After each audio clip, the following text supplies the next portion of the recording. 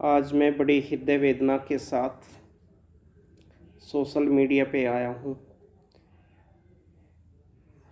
अक्सर मैं social media पर नहीं होता हूँ और ना मैं इतना एक्टिव होता हूँ, सक्रिय होता हूँ, लेकिन कुछ घटनाएं हृदय विदारक ऐसी समाज में घटित हो जाती है जिसके कारण सब्र का बांध टूट जाता है, धैर्य टूट जाता है।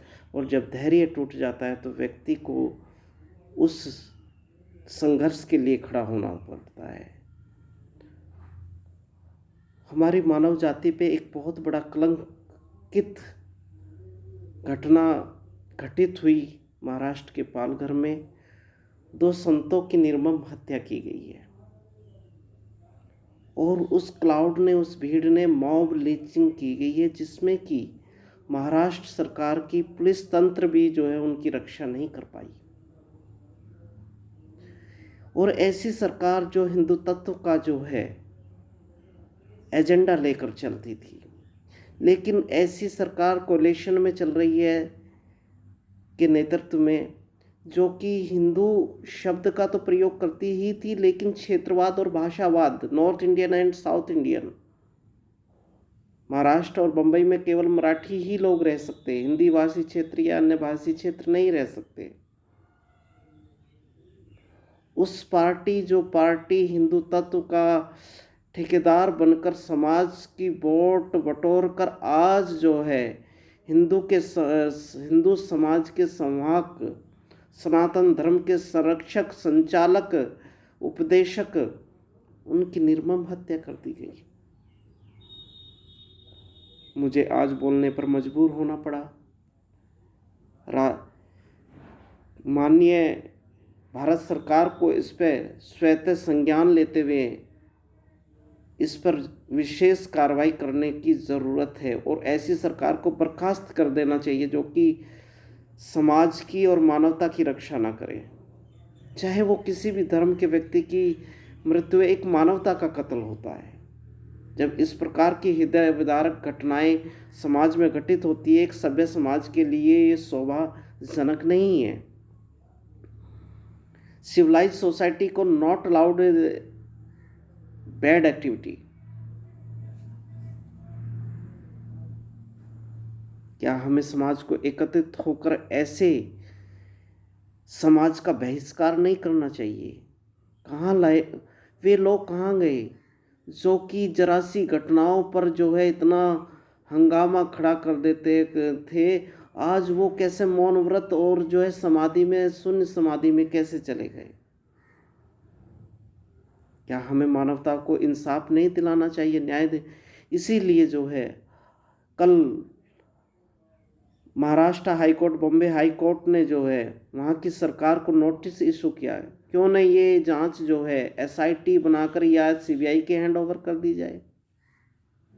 और आज जो है, आज सुप्रीम कोर्ट ने जो है इस विषय पर संज्ञान लेते हुए जो है महाराष्ट्र सरकार को नोटिस इशू किया है। देश के या समाज के किसी भी कोने में इस प्रकार की घटना होती है तो एक सभ्य समाज को कलंकित करती है। ऐसे समाज में हमें रहने का अधिकार नहीं है जिस समाज की हम रक्षा ना करें, और ऐसी सरकारों की आवश्यकता नहीं है जो समाज की जो है रक्षा ना कर सके, एक जीव मात्र की रक्षा ना कर सके।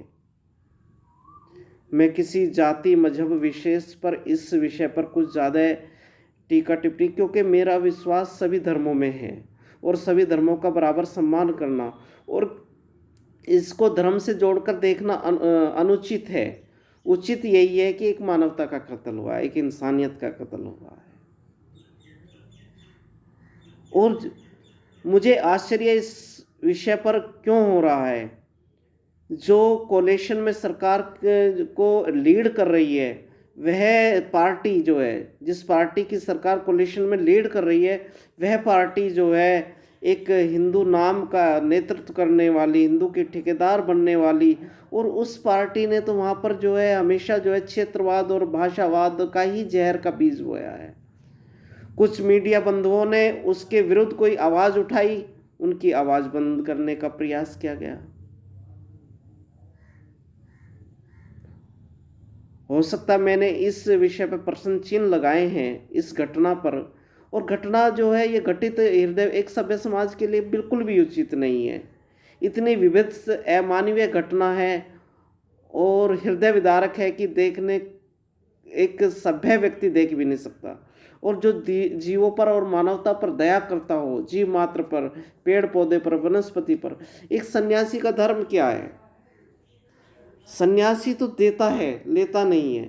और वह कौन सा अपराध करने जा रहे थे? अपने गुरु की अंत्येष्टि में जो है उनको समाधि देने के संस्कार में शामिल होने जा रहे थे, सम्मिलित होने जा रहे थे। क्या यही उनका पाप है?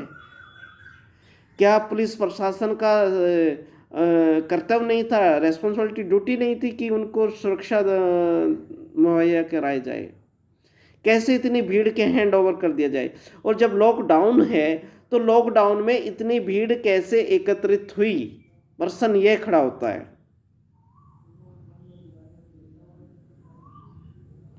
लॉकडाउन है, कर्फ्यू है, जनता कर्फ्यू है, जब केंद्र सरकार और राज्य सरकारों ने जो है लॉकडाउन डिक्लेयर किया हुआ है नेशनल लेवल पे, और कोरोना से पूरा विश्व ग्रसित है, ऐसी स्थिति में जो है लॉकडाउन को कैसे ब्रेक किया गया?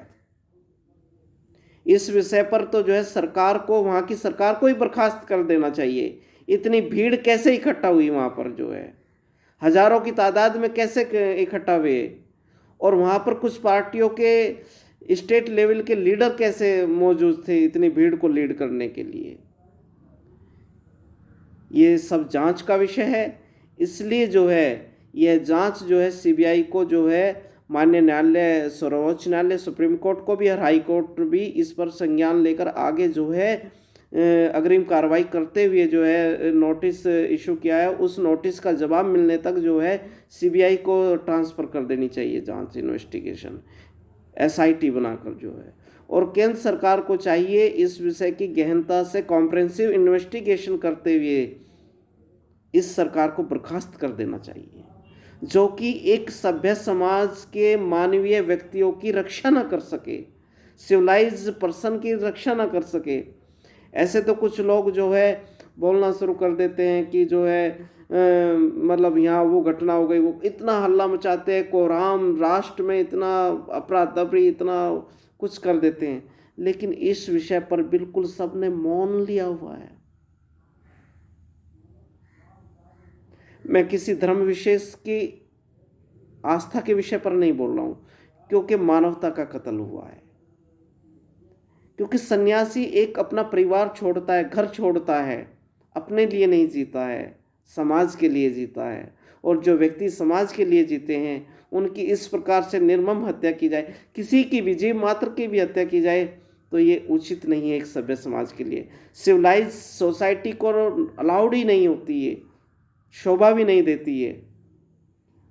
जय श्री राम, वंदे मातरम, जय श्री कृष्णा, जय भारत, जय भारत, जय श्री कृष्ण।